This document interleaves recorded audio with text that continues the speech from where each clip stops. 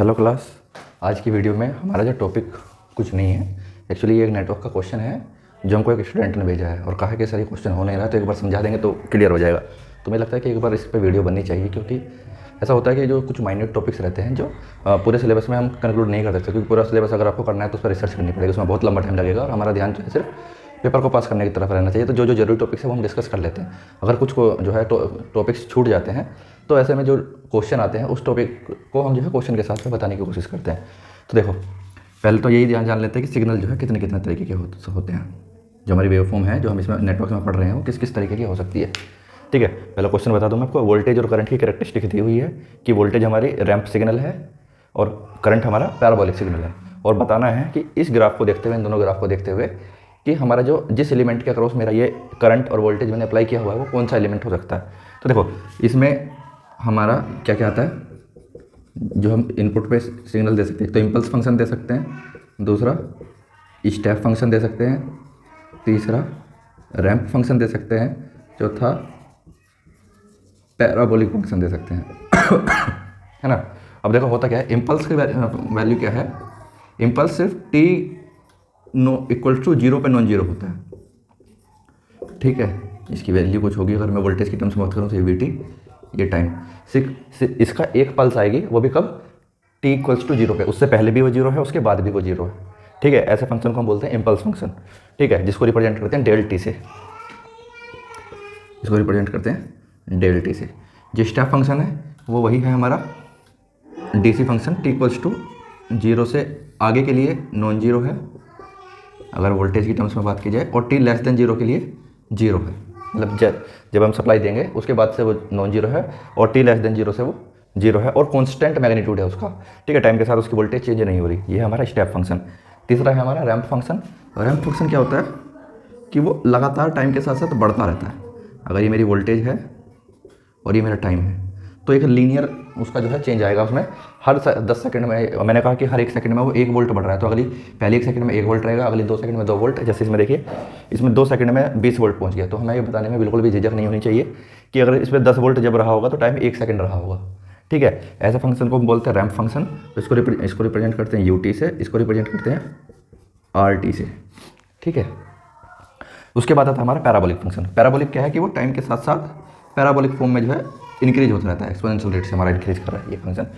इसको रिप्रेजेंट करते हैं हम पीटी से, या इसके अलावा हम इसको इस यूटी के फॉर्म में भी जो है रख सकते हैं। यूटी के फॉर्म में कैसे रख सकते हैं, जैसे डेल टी, तो डेल टी है, यूटी है हमारा डीसी के लिए, आरटी को हम लिख सकते हैं टी यूटी। ये चीज़ हम डिटेल में पढ़ेंगे कब, जब हम सिग्नल सिस्टम पढ़ेंगे तो उस टाइम पर इसके बारे में अच्छे से पढ़ा जाएगा। अभी ये चीज़ बताने का जो पीछे जो पर्पज़ है वो पर्पज़ ये है कि देखो, अगर मुझे इम्पल्स फंक्शन को स्टेप फंक्शन में बदलना हुआ तो मैं उसका इंटीग्रेशन करूँगा। ये इंटीग्रेशन का साइन है। अगर मुझे इम्पल्स फंक्शन को स्टेप में बदलना हुआ तो मैं उसका एक बार इंटीग्रेशन करूँगा। स्टेप को रैंप में बदलना हुआ तो मैं उसका एक बार इंटीग्रेशन करूँगा। रैंप को पैराबोलिक में बदलना हुआ तो मैं उसका एक बार इंटीग्रेशन करूँगा। ठीक है, लेकिन अगर मुझे इम्पल्स फंक्शन को पैराबोलिक में बदलना हुआ तो मैं उसका 1 2 3 बार इंटीग्रेशन करूँगा, 3 बार। ठीक है, स्टेप को पैराबोलिक में बदलना हुआ तो मैं उसका 1 और 2 बार इंटीग्रेशन करूँगा, और रैंप को पैराबोलिक में बदलना हुआ तो मैं उसका एक बार इंटीग्रेशन करूँगा। वहीं पर इसका उल्टा है डिफरेंशिएशन। अगर मैं पैराबोलिक फंक्शन का एक बार डिफरेंशिएशन कर दूं तो वो मेरा रैंप फंक्शन बन जाएगा। रैंप का अगर मैं एक बार डिफरेंशिएशन कर दूं तो वो मेरा, इसका मैं लिख देता हूँ, इसको रफ कर देता हूँ, डिफरेंशिएशन। ठीक है, अगर मैं रैंप का डिफरेंशिएशन कर दूं तो मेरा स्टेप बनेगा, स्टेप का डिफरेंशिएशन कर दूं तो मेरा इम्पल्स बनेगा। अब देखो, मेरी वोल्टेज रैंप है और करंट मेरी पैराबोलिक है। इसका मतलब क्या हुआ, इसका मतलब ये हुआ कि अगर मैं वोल्टेज का इंटीग्रेशन करूं या फिर करंट का डिफरेंशिएशन करूं तो मेरी वोल्टेज बनेगी। इसका मतलब V equals to I X. ठीक है, हमारे पास ऑप्शन में कैपेसिटर या इंडक्टर है तो वो या तो एक्सएल हो सकता है या एक्सी हो सकता है। लेकिन मुझे पता है, क्या पता है मुझे ये पता है कि करंट का अगर मैं डिफरेंशिएशन कर दूं तो मेरा क्या बन रहा है, वोल्टेज बन रहा है। तो मुझे यहाँ पे इसका डिफरेंशिएशन करना पड़ेगा। ठीक है, तो अगर आपको याद हो कि किस केस में हम जो है, जब हमने एल आर और सी पढ़ा था तो क्या क्या उसकी वैल्यू बन रही थी। देखो, वोल्टेज की टर्म्स में रेजिस्टेंस के लिए क्या बन रहा था, V equals to I R. उसके बाद क्या बन रहा था, इंडक्टर के लिए V equals to L D I by D T, है ना। एक सेकंड में थोड़ा गेट बंद कर लेता हूँ।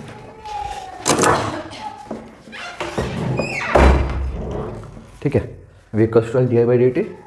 और कैपेसिटर के लिए क्या बन रहा था, 1/c integration I T D T, है ना, ये बन रहा था। अब देखो इसको देख के मुझे ये तो पता चल रहा है कि इस वाले केस में, यानी कि इंडक्टर के केस में ही करंट का डिफरेंशिएशन हो रहा है। इस ग्राफ को देख के पता चल रहा है कि करंट का अगर मैं डिफरेंशिएशन करूँ तो मेरा वोल्टेज के फॉर्म में आ जाएगा।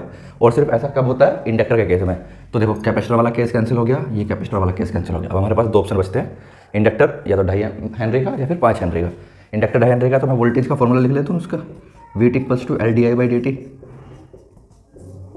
ठीक है, तो वोल्टेज कितनी है 2 सेकंड के बाद, हम 2 सेकंड का लेते हैं time, for T equals to 2 second. Voltage हमारे 2 सेकंड में कितनी है, 20 वोल्ट। 20 वोल्ट, एल तो एल है ही। करंट में कितना चेंज आया 2 सेकंड में, 2 सेकंड में करंट 0 से लेके 8 एम्पेयर तक चली गई, तो चेंज इन करंट आया 8 - 0। और टाइम का डिफरेंस कितना आया, 2 - 0, क्योंकि टाइम मेरा 0 से शुरू हुआ और 2 सेकंड तक चला गया। इतना क्लियर है?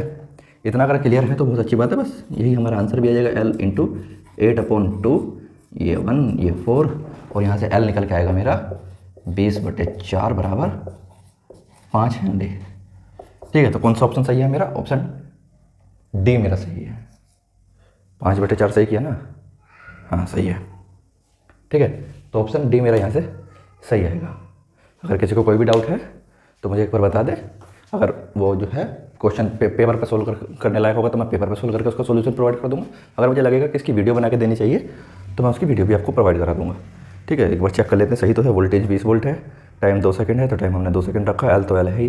चेंज इन करंट आया हमारा कितना, 0 से 8 एम्पेयर रखा, तो 8 - 0 यह है 4। ठीक है, हमारा 5 हेनरी आंसर आ गया।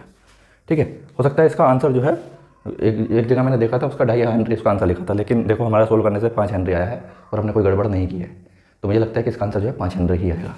ठीक है, आपका क्या आंसर आता है आप मुझे कमेंट करके एक बार बता सकते हैं।